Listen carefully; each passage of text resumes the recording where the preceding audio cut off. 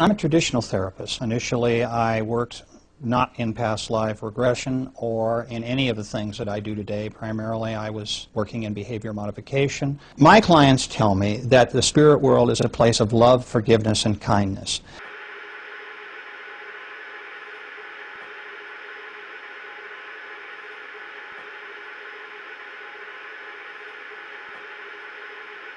During the workshop, Dean asked for a regression to discover if a past life was contributing to his pain. He regressed quickly into the life of a Roman centurion during the time of a civil war. Oh boy. And after the session, this is how he described what happened. I entered the past life at the point of death, where I was being held down by a few of my men. One had his foot on my neck, another a foot on my right arm, and one was standing over me and had just plunged a sword into my groin. Oh my Previously, God. the one with the sword had cut off my genitals and held them up to me and had said, "You can't do much without these, can you?" He threw them to the ground and stamped on them. Dude. During the healing process within the regression. During the healing process? During the healing process. You're not going to be healing from that process. There is no healing process in this scenario. Love, forgiveness, and kindness. Dean was quick to book a personal LBL session to discover his life purpose. In deep hypnosis, he first regressed into a past life, that of a 19th century merchant who had just received disastrous news of the loss of his ship in Africa. Previously, he had signed a business contract, and this news meant that his family business would be taken from him. Drinking heavily in a tavern to console himself, the merchant was set upon by 4 thugs and killed in the ensuing fight. The LBL regression is picked up at the point at which he first meets his spirit guide. Dean. He's asking me if I am ready to learn. Andy. Are you ready and what to you learn? say? Dean. I say yes, because I don't understand. He says that I am here because this is where I am meant to be. And while things may not make sense, I will one day have understanding. This life was to learn that hard work does not always have a reward, that you are not always rewarded for the things you do, and what may seem unfair is just a perception. He's asking me to think about that statement, because he senses I still don't understand. Andy. Ask how you get that. You gotta ask. ASDS says, imagine signing up for torture before incarnating. Yeah, exactly. I mean, how do you think they pull that one off? Love, forgiveness, and kindness.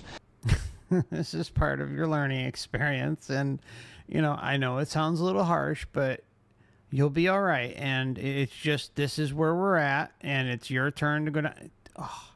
Just think about the amount of loosh that whole thing produces. This life was to learn that hard work does not always have a reward, that you are not always rewarded for the things you do. It's worth considering the statement of the spirit guide that hard work and good intent are not always rewarded. From our earthly perspective, hard work and good intent is not always rewarded. It's not always rewarded. Isn't that interesting? Yeah, so it's like, hey, you've got to come down, and the only way you can learn is through, you know, going through atrocities and committing atrocities. So that good, if you're trying to be good, remember, this is a prime example of how this system cannot be pleased. You cannot please it. This is it. On a platter for everyone to see. Sick. Love, forgiveness, and kindness. Seem unfair is just a perception. He's asking me to think about that statement, because he senses I still don't understand. Andy. Ask how you get that understanding. Dean. He's telling me to look at that life and the things that happened. He's showing me my life. Andy, in what sort of way is this being shown to you?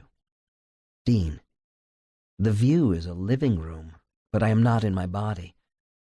I am watching myself sitting at the table with the contract, and he's asking me to isolate a single point of that evening when I originally signed the business contract, which showed where good intent was rewarded or had a good outcome.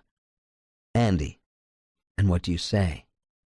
Dean, I'm starting to understand. At the time I was young and looking to please. I was pleased to sign the piece of paper and take possession of a person. My father-in-law was quite happy to bargain for his daughter. Each step along the way and each moment during that evening, Bargain for the his word daughter. seems harsh, but atrocities were committed. Love, forgiveness, and kindness. Bargain for The his word daughter. seems harsh, but atrocities were committed.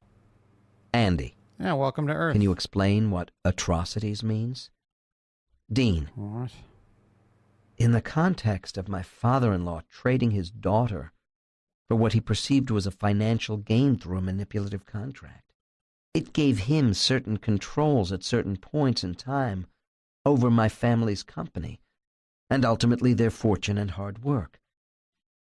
The atrocity is that a human life could be bargained for that. The atrocities that I committed.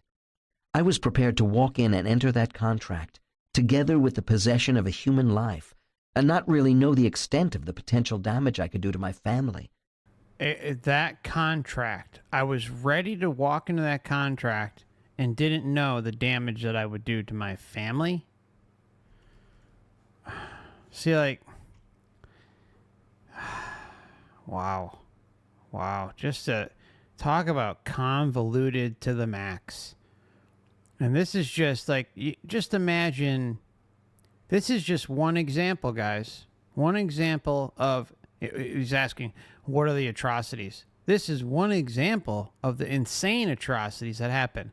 Not only did he violate somebody and sexually assault them, but he also, had the you-know-what going on with these. So there's no explanation. There's no explaining any of this away in any rational mind. Really, this is an interesting case in and of itself to bring to, like, anyone who wants to just say, like, God is all about love and this, that. I mean, it's a great case to show, because it shows how sick everything is on many levels. How can any rational individual hear this and think that, everything's about love? God loves you. Jesus loves you. Everyone loves you. Your guides, your soul group, your council, everyone loves you. It defies logic. This is one of those cases that, you like, anyone starts explaining the reality. Well, okay, well, check out track 20 off of Michael Newton's Memories of the Afterlife. Then come back and talk to me, or play it right in front of their face. Jesus. Work. The atrocity is that a human life could be bargained for that. The atrocities that I committed. I was prepared to walk in and enter that contract, together with the possession of a human life, and not really know the extent of the potential damage I could do to my family, to myself, to the people around me. Also, the family that I was going to create and I hadn't even thought about at the time. But now my signing that paper made my children's life conditional. It made my family's independence cut in half. It signed away people's work, people's livelihoods, and people's lives. And I had no authority to do so. I understand. I understand the message now. From a soul perspective, our earthly decisions and the consequences are seen as learning. Editor's note. There might be some confusion with the listeners over the use of good intent in this case. While taking a man's daughter in a barter arrangement for business advantages is not a good intent on Dean's part in a past life, the author explains that trying to make one's business and personal life successful is good intent from Dean's viewpoint. The larger issue mentioned here is that Hard work and good intent are not always rewarded in the life of anyone. This, of course, is true, because one must consider karmic influences from our deeds over multiple past lives.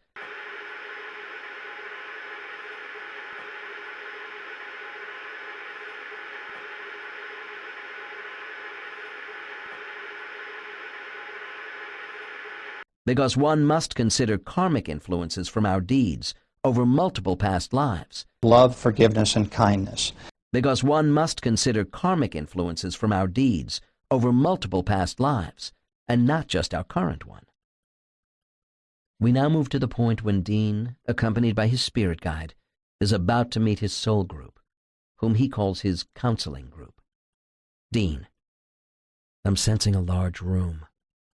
Andy: describe the room. Dean: it has no walls, no ceiling, and has a table that is carved into the bottom. It has chairs lined up on either side of the table, and at the head is a larger chair, and also at the other end. The chairs are pulled back quite a distance from the table, except for the two at either end. Andy: do you know what this place is? Dean: a counseling room. Andy: what's this plan your spirit guide has referred to? Dean: this is my current life plan. I am asking why I am feeling this fear. Andy: and what are you told? Dean: this is the fear I have felt for so long, and I have felt for many lives. I can sense this mischievous nature that I have sensed before. I've brought fear into this realm, because this is the fear that I have kept on experiencing and using as a crutch and avoiding it at all costs. I brought it in to show how silly it is. Andy: Silly? Silly? I don't think this is silly. What the hell? What a way to just minimize it all. Wow. You? Dean: It's freaking horrific. my mother. My son. Oh, there's a friend. She is Gloria now. It's my father. Oh, God, that's my wife. That's my wife's ex-boyfriend. That's one side of the table complete. Andy: and the other side? Dean: my grandmother, two of my aunts. There's an ex-colleague of mine. It's Maurice.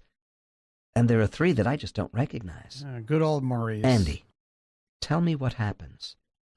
Dean: they are all smiling. There is the increasing sense of the mischievous towards me. I say, why can't I catch up? Wow, so they're trolling. My mother's saying, we have all been very patient, and you can take as long as you like. While you are learning to take this step, we are off doing other things. It is of no consequence, but we will have to move on. This is the plan that you said would be best suited to bring us all close to you. You wanted us all to be there to touch you, to be close to your life, and in that way you would be able to do it. They really are laughing at me. Wow. She is referring to the fact that... Wow. Wow. Wow. They're all laughing at me. Laughing. you would be able to do it. They really are laughing at me. She is referring to the fact that so many of my current soul group are close relations, so that they would be there to pop in and pop out of my life as I grew. My aunt just stood up and said, "Each of us has given you a message in this life. You seem to understand each of these messages, yet you look at the message." Dean nods his head in agreement, "and you insist on more." She says I am not going to get any more messages. Andy, do they remind you what those messages are? Dean, they laugh at me again. Ugh. My spirit guide says, "You know the messages. Why go through this?" Andy, what happens next? Yeah. Dean, Why go through this? one of the souls that I am not familiar with is pushing a jigsaw that is completed and says, "Solve the puzzle." Andy, what does this... Wow, talk about some manipulative bullshit. I mean, really. Someone he doesn't know, I'm messing with the jigsaw. It's like, oh, figure it out. Figure out what's up with this cryptic type of stuff. And then he's being laughed at. Yeah, probably being laughed at because they're trolling him with a life of horrors. And he's committing atrocities, and I mean, it just,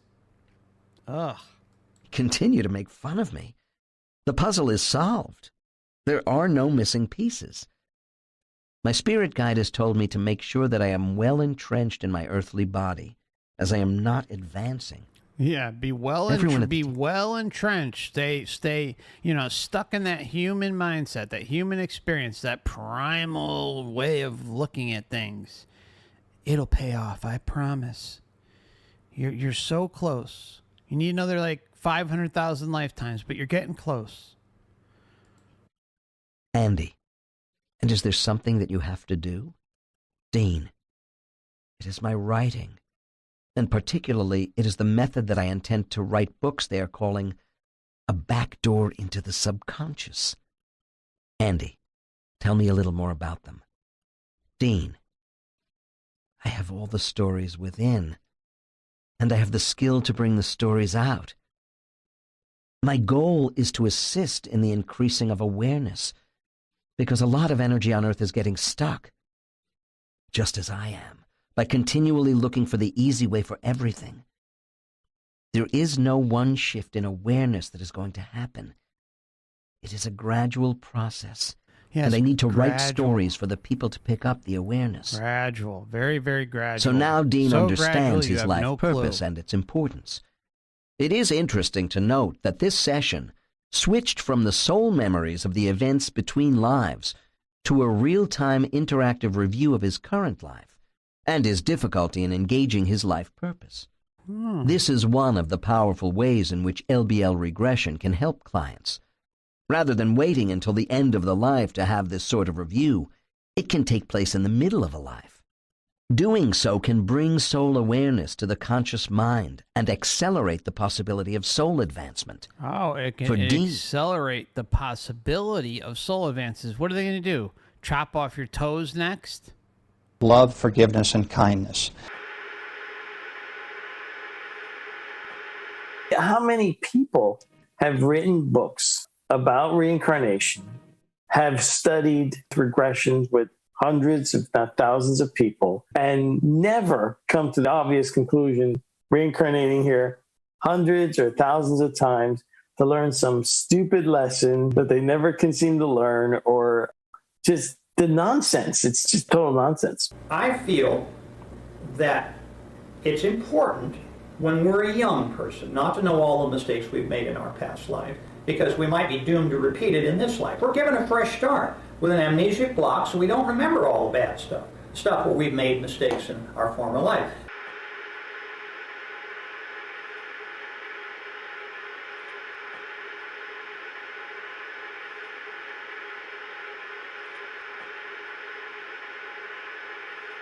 We might be doomed to repeat it in this life. We're given a fresh start with an amnesic block, so we don't remember all the bad stuff where we've made mistakes in our former life.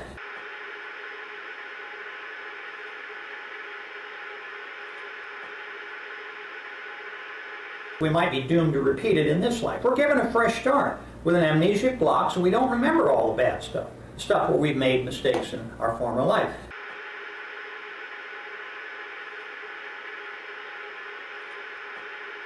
Amnesic block, doomed to repeat it in this life. Amnesic block, doomed to repeat it in this life.